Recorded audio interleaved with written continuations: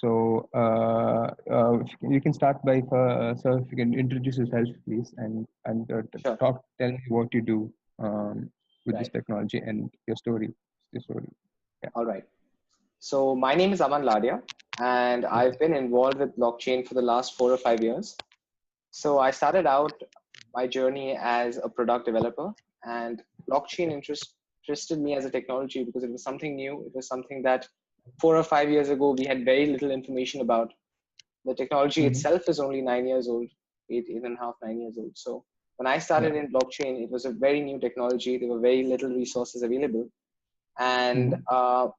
gradually over these 4 or 5 years, what I have grown to do is I am essentially a blockchain expert in the sense that I know both the technical side of blockchain as well as its practical applications. So Yeah. I am currently working with a strategy consulting company in Dubai known as the Partnerships Consulting. And we Okay. advise firms on implementation of technology, of financial resources, and a whole area, like a vast array of things.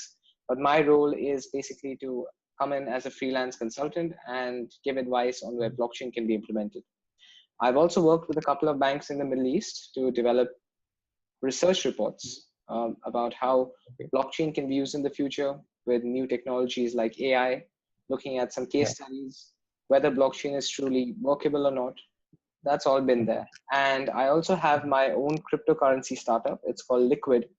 And Okay. what Liquid That's really cool. is, it's an integrated platform for Mm-hmm. cryptocurrencies to work with our fiat world. So we run on dollar, we run on euro, and as Yeah. much as I'd love to spend my Bitcoin in coffee Yeah. shops or in for my day-to-day purchases, I just can't. So essentially my Mm-hmm. company allows you to easily, within like instantly, convert cryptocurrency into fiat money and spend it readily. And it also Okay. gives you the option of instantly converting fiat to crypto. And that whole Mm-hmm. idea of instant conversions is what we're really trying to aim at. So I think Okay. I won't speak much longer about myself, but I think the feel that you should get is that I'm good with the technical aspect and the practical Mhm. application. And I think Okay. from what I got from the purpose of your study and your background as such, let's see what value I Yeah. can add to you. Great. Yeah. Sure. Uh, oh. Okay. So before I get into the next question, I just realized that I'm supposed to record this for my transcription It's all purpose right. for the analysis. I have a recording running, so you can start mine, yours right now. I can send you my recording if you'd like. Okay. So it says please request recording permission from the meeting host. So I've done that. Are you supposed to like accept it or something? I haven't got a prompt or anything. I'm waiting for something. Alt R. Uh, I have. It says it's just a window to click OK, and I've done that. Have you still not received the prompt? I haven't received any prompt. But it's okay. Even if that doesn't happen, I have the recording running, so I'll send you the file, so you can use it. Okay. Yeah. Great. Thanks. That works. All Yeah. right, great. Okay. So what excites you about this technology? All these years working through it, what motivates you to dive deeper into the potential of this technology? Right. So I think blockchain is one of those technologies that Mhm. uh, you know it's talked about a lot these days, and Yeah. a lot of people are very interested in it. A lot of people think that it can solve a lot of important world problems. But at Yeah. the same time, I feel like this technology right now still has potential for growth. I'm Yeah. happy to say that if you look at the hype cycle, then blockchain has sort of peaked and it's gone past the hype and it's sort of plateauing in popularity. And Mhm. the reason why I'm looking forward to this technology is because right now I think is the right time for innovations, true innovations to come up. So what we've seen till now, Yeah. the highly publicized ones are largely these hyped up use cases that Mhm. have practical implications, but are largely futuristic and are largely exciting. And Mhm. many of these have died out over the last 4 or 5 years.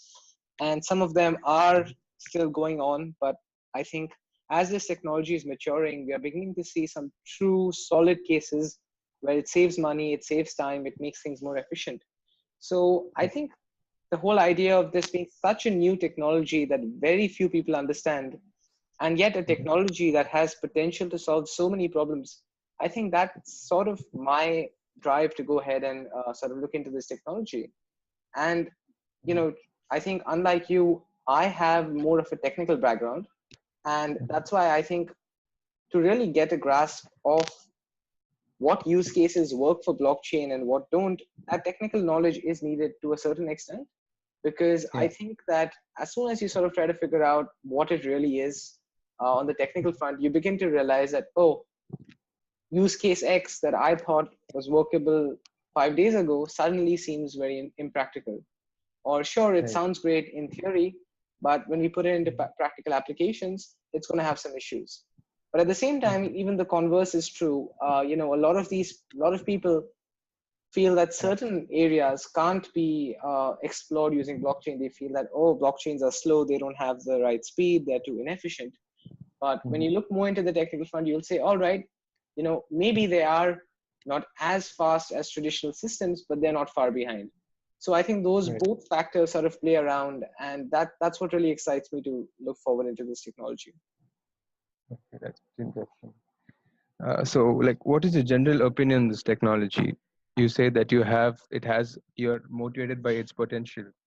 So, what would be like a general opinion on this technology? So as I said, this technology has application in a wide array of fields, Mhm. but in very specific situations in any of these fields. So Yeah. I would say that, regardless, I'd probably compare this. I'd give you an analogy to sort of help you understand this. Yeah. If you have pistons in vehicles, whether a piston is in a car engine or whether it's in a bus engine, Yeah. the specifications can vary, but at the end they do the same thing, Same press. Yeah. and they require the same components to work with. Right.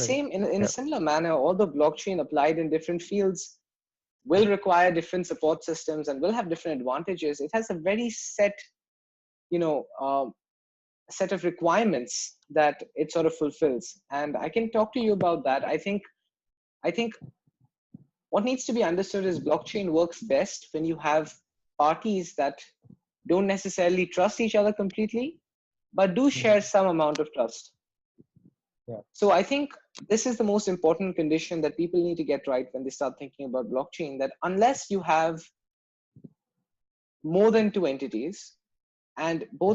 all of these entities share a minimal amount of trust, so they don't completely trust each other, but Yeah. it's also true that they have a certain amount of trust in each other.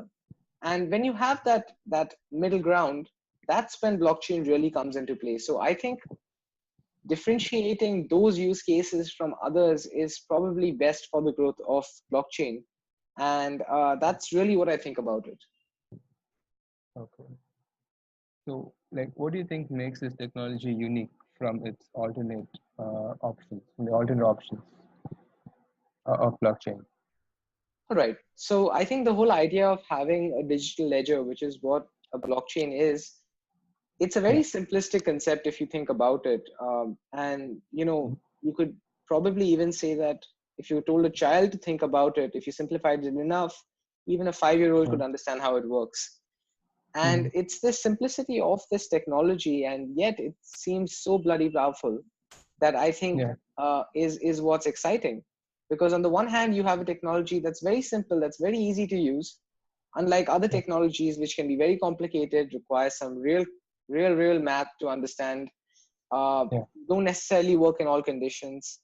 But blockchain seems to be one that's easy to understand, easy to implement, works in a lot of cases, solves a lot of problems. So I think if I were to compare it to like traditional databases that are getting faster, better, more secure, it's a completely different league, because the kind of security that blockchain offers you is something that databases will have a hard time matching up to, no matter how secure they get. That real factor of that additional security, that additional transparency, is what's really intriguing about it. Okay. So when we apply this technology to the supply chain industry, in what way do you think it can improve the processes than it is currently? All right. So if you look at supply chain, it's a great example of why blockchain sort of fits in. Yeah. In a supply chain, you have multiple parties. So you have suppliers, customers, which are in turn suppliers for Yes. somebody else, again, customers. And you have this whole Yeah. chain that builds up. And Yeah. Yeah. each of these entities sort of trust each other because they have some degree of understanding amongst each other. But at the same Yeah. time, being companies dealing with money, you can't always trust anyone fully. So you do have that Mhm. baseline level of trust, but you don't have the trust to 100% extent. So Right. in this case, if we have uh, a blockchain operating amongst throughout the supply chain, it solves a lot of problems because one of the main advantages of blockchain is transparency. Right. So Yeah. one of the issues that often props up in supply chain is if the first or the second layer, if there's a delay there, then the Yeah. entire chain gets affected. And Mhm. if I am buying something from you and you're buying something from person X fails to deliver it on time for some reason, you can't deliver it to me on time. You give me an explanation. I don't believe your explanation. You don't know what's happening. My production is stopped. There's a lot of distrust that comes out. I don't know whether you're telling the truth. I don't know Mhm. why uh, uh, you've not delivered my goods on time. You claim that your supplier hasn't supplied you the material on time, but it could very well be that you haven't paid off your workers, or maybe you have a strike, or there's something else going on. Yeah. And that lack of transparency affects not only the understanding and trust between parties, but it also Mhm. affects the supply chain. Because if I had known maybe 2 days ago that 2 days later I'm not going to get my goods, I'm not going to get my material, well, then I could have adjusted my processes to sort of take into account that delay and maybe try to streamline it in a better way. So if you were Right. to look at an example, like if you had the automobile industry, this is very classic because uh, Yeah. all the production is outsourced to ancillary units. Everything comes from different factories. It's assembled at one Yeah. place, but there's so many different components coming in that if Yeah. I knew that a part, let's say the first at the manufacturing stage of one part of the engine, let's say that part can't be made on time due to, say, raw material issues, and Yeah. that delay is sort of propagated on a blockchain amongst the members of the supply chain, then the next step knows that there's an anticipated delay of 3 or 4 days, and the step after that knows that 3 or 4 days are going to go, and I can look at maybe shifting my manufacturing processes, slowing down production, looking at some alternatives. So I think it really gives me time to make changes and to make the best of the situation, which otherwise Yeah. I wouldn't have. And it also gives me that transparency that I think is crucial in business today. Right. So, would you say the key features that the blockchain would add to the supply chain processes would be trust, transparency, and overall efficiency? Is there anything That's right. else that is there anything else Uh, that would be of value to the supply chain? I feel like another thing that's very closely linked is accountability. And the whole idea Right. comes about because essentially, if things are on blockchain, the chances or the possibility of me lying becomes Yes. quite low. And that's Right. quite kind of similar to transparency, but it also makes me accountable to my processes, to my delivery dates. Because if Mhm. there is any delay, it's permanently recorded on the blockchain. If my Yeah. customer wants to take me to court, well, there is a very solid proof that the customer has. And so it just makes suppliers really, really, accountable. And the same Mhm. goes for customers as well. If payments are not processed on time, payments are held back, and actions are taken by suppliers, a complete record on the blockchain makes everyone much more accountable to sort of carry on their duties on True. time and as Yeah. per plan. Mhm. So this technology shows a lot of promise in its, in its functionality and its diversity, but that's something that could be overlooked by factors like costs, risks, and even politics in a country like India. So currently, there are quite a few barriers that would hinder the growth of this technology in this country. So, how do you think a company can decide if they want to invest in this technology or look for other alternatives? Frankly, I think it's very hard at this point to expect Indian companies to take this up, Akshay, because Yeah. right Okay. now, as you said right in the beginning, people are still taking many things down on paper. And even if it's computerized, it's basic Excel sheets, it's basic emails. And Mhm.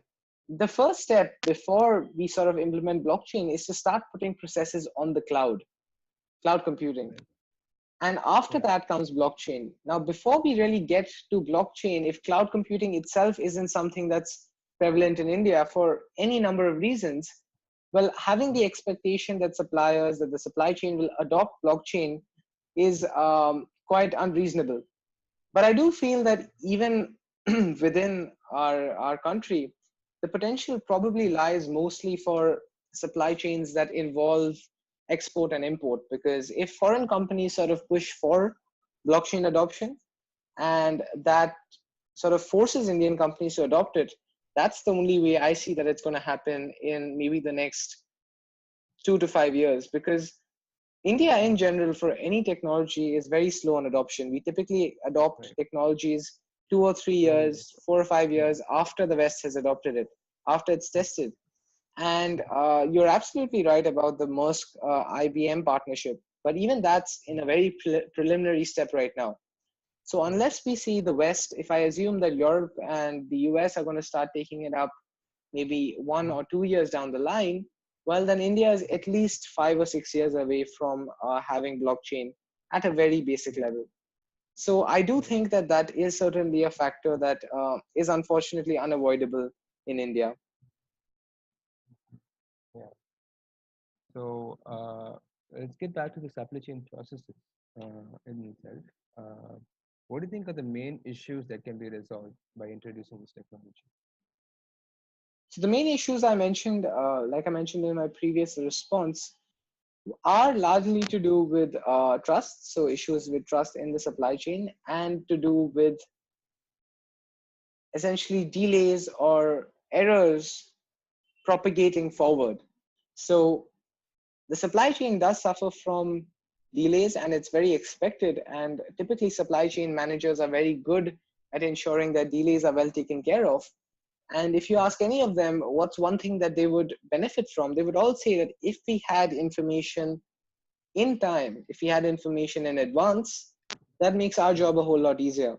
Because the closer you are to a catastrophe, the harder it is to prevent it. If you have Mhm. a lead time of 2 or 3 days, well, then you can make changes, can make adjustments, and make sure everything runs properly.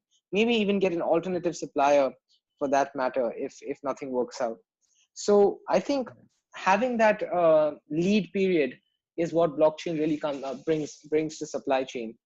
And Okay. if we were to even like continuing the automobile example, if we Yeah. consider that there are issues to do with quality. There are issues to do with whether a product is genuine or fake.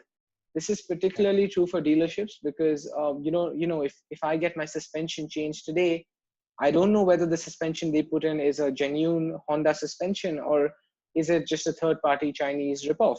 Right. Yeah. And having those serial numbers, those that whole manufacturing process on the blockchain can give me as a Mhm. customer a better idea of what's going into my products.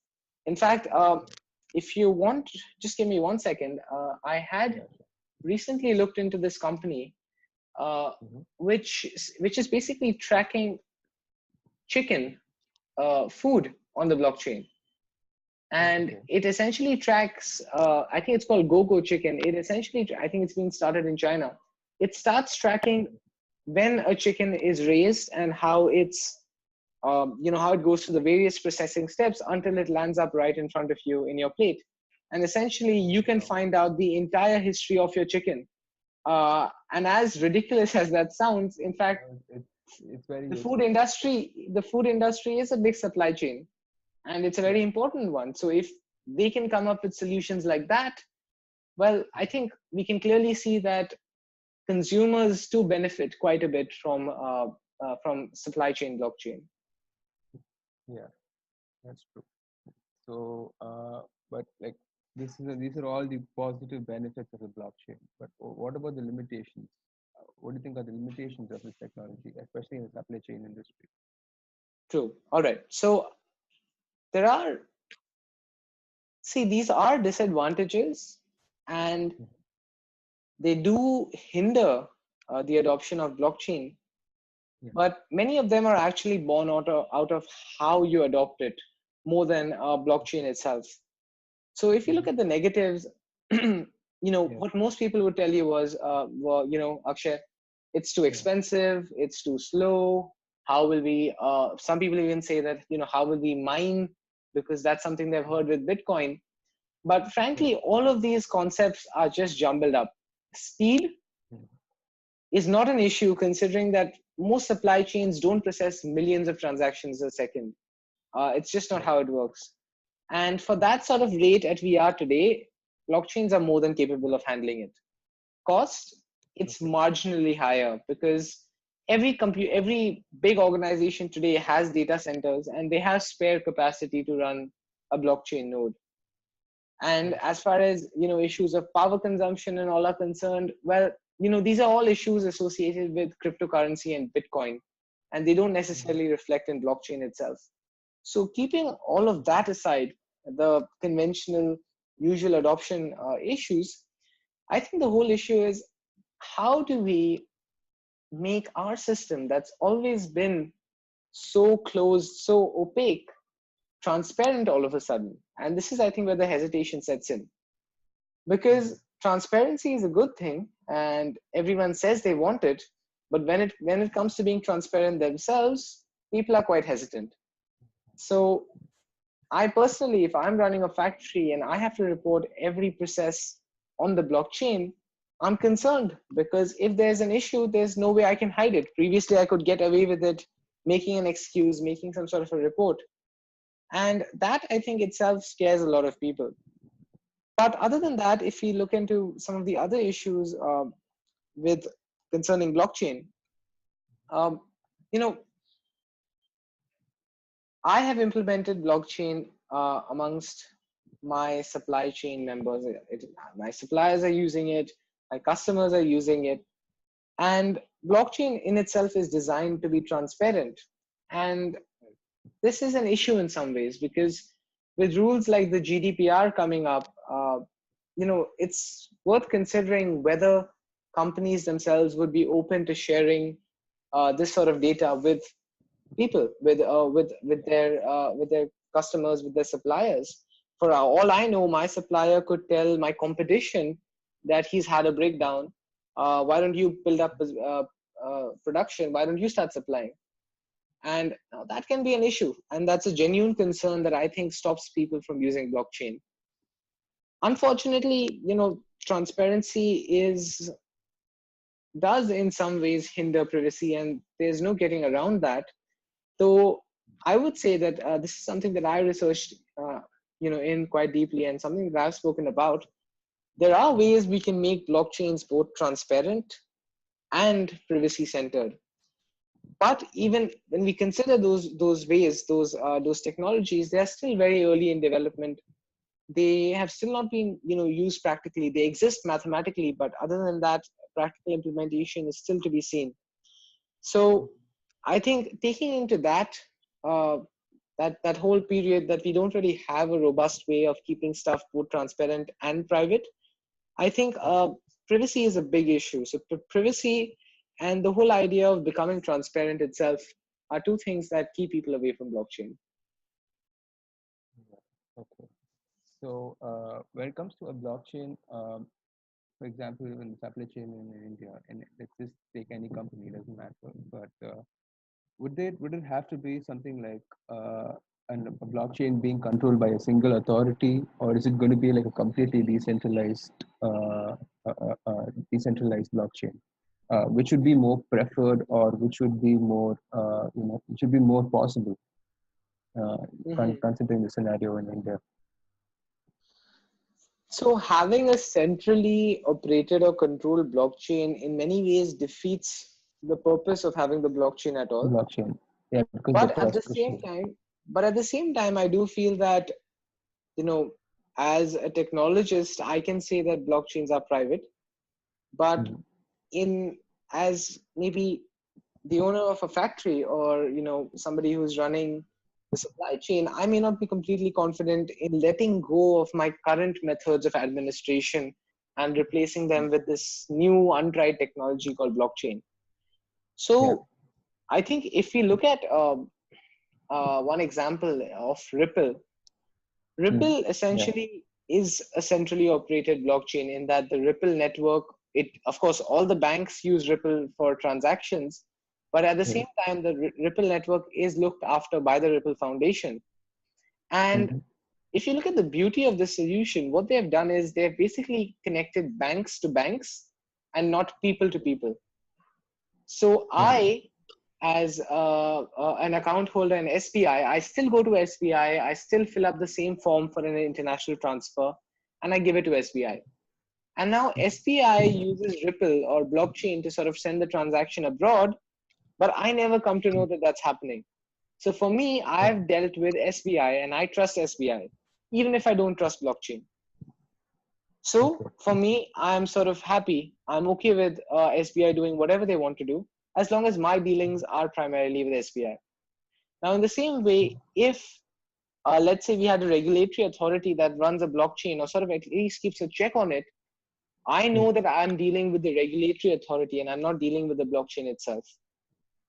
Mm. And this is slightly, you could say that if we have a central authority that's essentially controlling who can add access, who can sort of make changes to the blockchain, Yeah. does it really make sense anymore?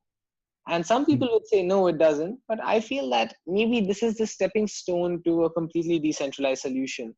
So I think until we reach that mentality where blockchains become ubiquitous and everyone's using them, when we're no longer afraid of it, I think until Yeah. then, having regulation is important, and it's something that will definitely boost adoption, even if it means compromising a little bit on the whole decentralized idea. Right.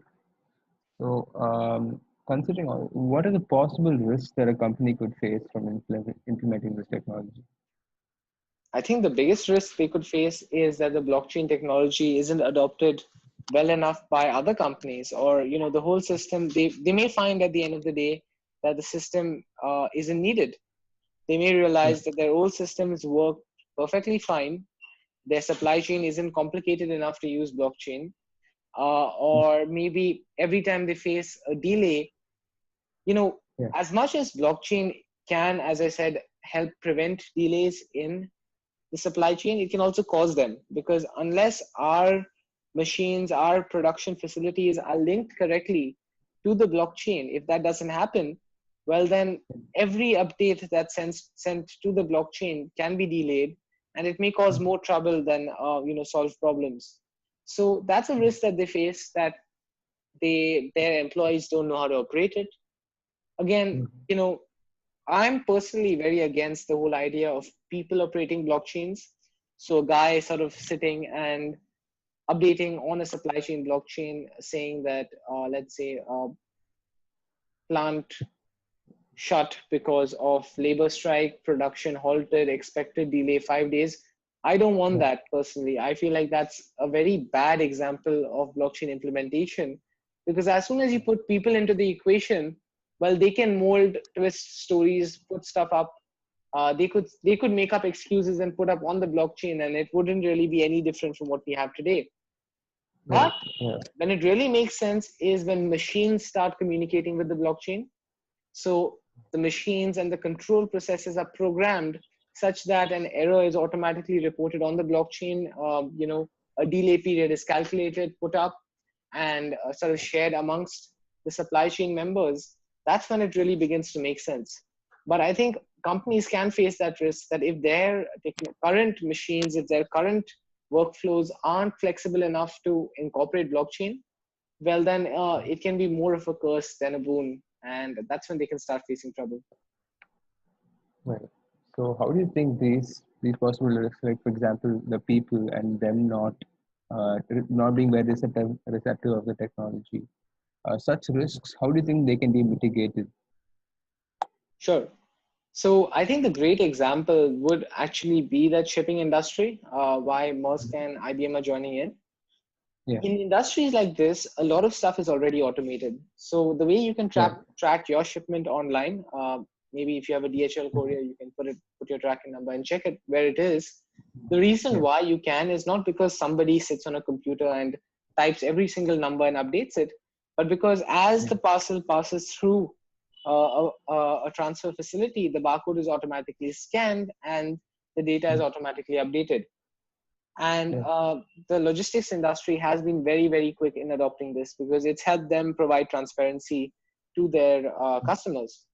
Now, industries that already have these facilities, transport, for Mhm. instance, they really Mm. can adopt blockchain pretty quickly because they already have the infrastructure in place to have machines put up data on the blockchain.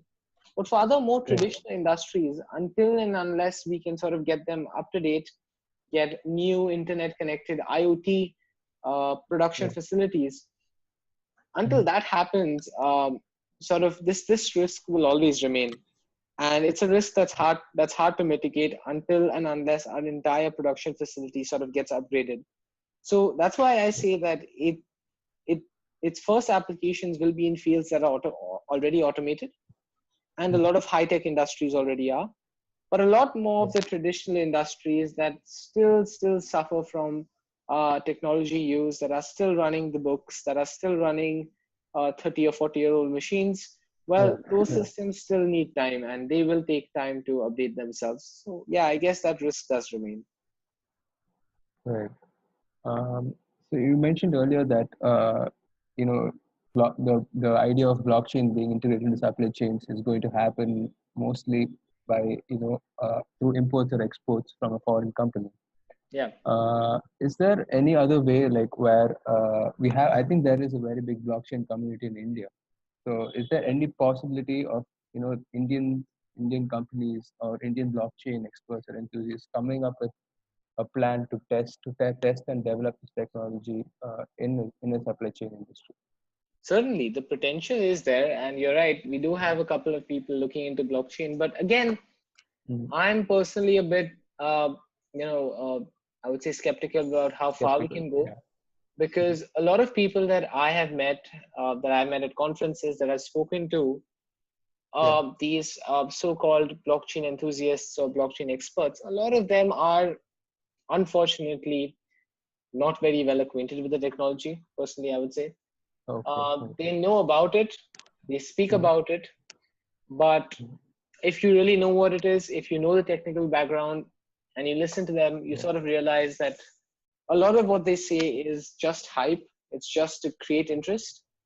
And having these people develop solutions does more harm than good because the impression that goes to people is that, hey, we hired an expert to build a blockchain solution. And at the end of the day, we got a very inefficient one. So blockchain is inefficient. It can never be used. Well, that's clearly Yeah. not the case. The person they hired was wrong. That being said, I've met a lot of educated blockchain engineers as well in India, and those guys with appropriate technical knowledge, they know how Yeah. to go about building the right solutions. But the problem with that group of people is that this is the group that's essentially the programming group. So they know about it Mhm. and they know about it very well. They program it, but Yeah. they are more like programmers. They can't come Yeah. up with fresh ideas. So on one hand, we have this group that comes up with great, amazing, futuristic ideas with very little technical background. And Yeah. here we have a group that has a very high technical background, but is somehow deprived of that ability to come up with great ideas. So what we need Mhm. is people in the middle, people who have both a Yeah. great sense of technology and a business acumen. And Yeah. these people are there in limited quantity in India. But I Mhm. guess this group of people that I think I personally belong to, we need Yeah. to sort of start looking at small scale solutions, testing them out within maybe a large company, offering it almost, you could say, as a free supplement to existing solutions as a test run, seeing how it runs without any commitments of performance, and Yeah. then growing with, observing what went wrong, looking at the concerns of the customer, and going ahead and making changes. So I think that's really the road to adoption here. Okay. Yeah, that could work.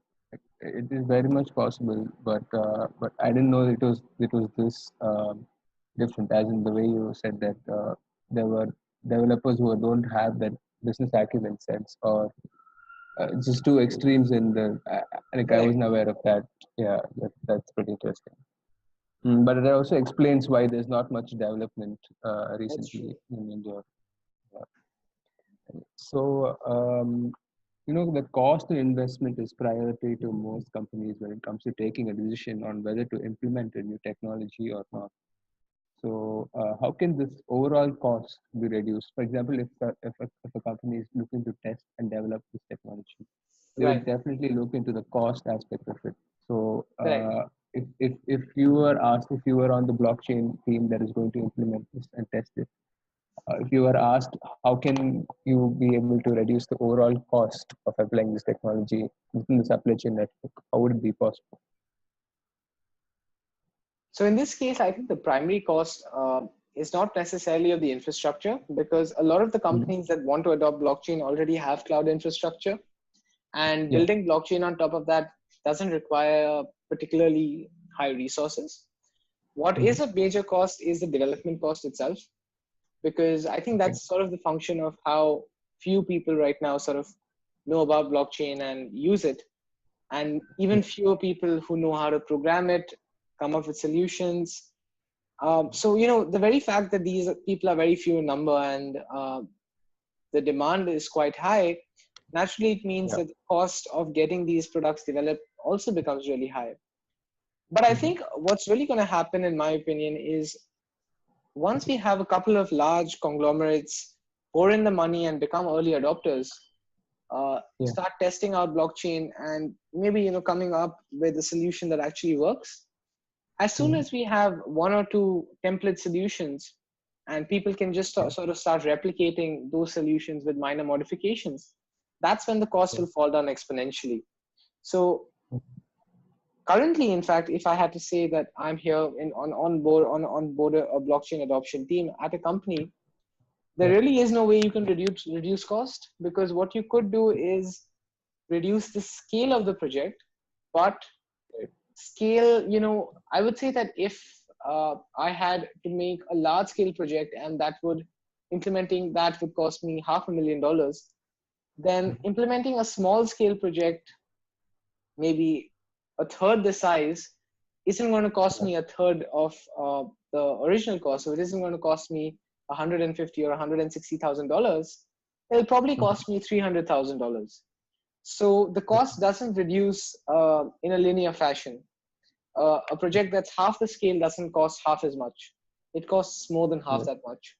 So scale is important, and it can bring down costs. But I think that whole idea of there being few people who can actually make blockchain right now, Mhm. that is the biggest factor. But I'm really happy to see that a lot of universities, in fact, right now I'm working with Amity University to sort of come up with this Oh. whole blockchain program.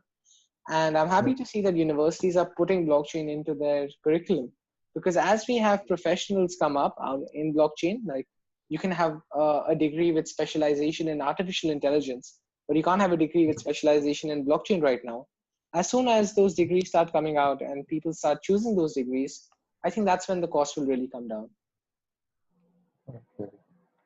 That makes sense. Yeah. So blockchain would, it would prove to make these processes, for example, like provenance tracking, it would be more transparent and much faster. So other than the tracking of a product, are there any other specific processes in the supply chain that would hugely benefit from implementing this technology? Um, could you repeat yourself once? Uh, are there any specific processes in the supply chain that would hugely benefit? from implementing blockchain technology? Because you obviously have provenance tracking. That's where Yeah. that's the major, I would say, the major aspect that would make things more transparent and faster. But are there any other, for example, in the retail distribution side, Yeah. would it make, yeah, so are there any specific processes that a company would look at and go like, oh, okay, this would, blockchain would fit there, so I would like to invest there? So are there I any would such just say processes that, that you? yeah, I would just say that blockchain processes, blockchain only benefits those processes where there are transactions involved. So this Oh, could okay. be monetary transactions. They could be transactions of goods. They could be Mm-hmm. transactions of anything. So, which Mm-hmm. is why my emphasis was largely on, good tracking and financial movement. So I think that's where blockchain really comes in, and I think that's really where companies will put it in. Okay. Right. Akshay, I just have to Yeah. rush. So if you can just reach Yeah. our concluding remarks. Yeah. Yeah. Sure. Sure. So, what is your opinion on the standardization of this technology in supply chains? Because there's a study that says that it could be happening, by the year of 2025. So, what is Right. your opinion on?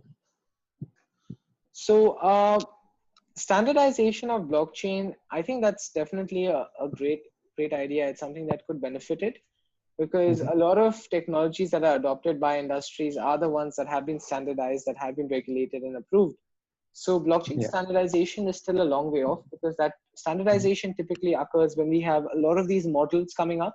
So a lot of Yeah. implementations coming up, and essentially the government or a regulatory body chooses the one that best fits the needs of the people.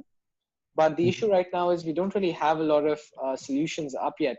So until and unless those solutions come up, they try, some fail. There are a couple of fiascos. I think until then, coming up with regulation is hard. But at the same time, governments are getting pretty proactive and they are looking into blockchain. So having a regulated approach to supply chain blockchain is something, as you said, 2025. That's, I think, Yeah. a reasonable target to look at. Maybe slightly earlier, 2023, 2024. But I think 4 or 5 years are definitely going in out there. Great. Okay. So now let's consider the employee aspect of things. How do you think the employees will be affected by this implementation? Will there be many layoffs, or how is the scene going to be for the employees? I really don't think employees will be affected much because it isn't like you're replacing manual laborers with a machine that can do things 5 times faster. It's just that you're Yeah. replacing the communication protocol, and there Yeah. already exists one. It's just being replaced. So I think employees really wouldn't be affected to such a degree. Okay. So even the work dynamics won't be affected much. It's just Only that the the only thing process. that gets affected pretty much is that you have a more greater sense of transparency. So that's something that Mhm. employees will need to keep in mind. But other than Mhm. that, shouldn't be anything else. Okay. So how do you think the cryptocurrency scenario affects this technology's chances in the field of supply chain management? Because if you see the scene in India right now, there was a controversy, I think, not less than a year back, where one of the crypto investors had opened up an ATM without government's action. So Yep. since then, blockchain has been on a decline in the cryptocurrency field. So how do you think that can affect the supply chain management industry? Um, so I think cryptocurrency largely it's had the effect of popularizing blockchain. So people know blockchain because it's Bitcoin. More people, if you ask 1,000 people whether they know blockchain, maybe you'll have 200, 100 people who say yes. But if you ask them about whether they know Bitcoin, well, you'll have at least 700, 100 or 800 people who will say, yeah, we know about it. Yeah. So Bitcoin and cryptocurrencies have been great in popularizing blockchain and bringing it out to the people. But now Mhm. that it's become popular, cryptocurrencies, I feel, are having a negative impact. Although my Yeah. company deals with cryptocurrencies and we certainly do support it, I do feel Mhm. that when it comes to the layman, a lot of people just assume that blockchain is equal to cryptocurrency and all the drawbacks of cryptocurrencies are also drawbacks of blockchain. So, Mhm. from a PR perspective, it's sort of hindering the growth of blockchain in supply chain. But I Yeah. think as people are getting more and more aware, as they talk to experts, they sort of figure out that they're not the same thing. And in Yeah. educated management, will come to know that pretty quick. So Mhm. it's something that has definitely affected the adoption. But I think as Yeah. people are getting more aware, it shouldn't be that much of an issue. Right. Okay. Well, that brings us to the end of the interview. So, once again, thank you so much for your time and Thank you. to take No some time worries. off your busy schedule and answer these questions. It was a truly a pleasure, and it was quite interesting to know that because I learned a lot in this interview, and it was quite interesting. My So, pleasure. thank you so much. Yeah, thank you Thank you. so much. All right. Yeah, thank you. If you could just send that file, please. I will I do that. haven't been able to record. Yeah. Sure. Yeah, thank you so much. And also, I would like to mention about you. Is there any affiliation that I need to mention to the project that I can mention in my on the research? I'm sorry, could you repeat that? Is there anything I should mention about you or the organization you're working for? Nothing. You could, if you If want to it, put up a disclaimer, you could say that Liquid Protocol does advocate for cryptocurrency, okay, and the views that I express are purely my own views and not the views of the company. So I think okay, that should be enough. okay, all right. Yeah, I'll make sure I do this. All right. Thank you so much, Akshay. Thank you so much, sir. Thank you. All right. Good Bye. night.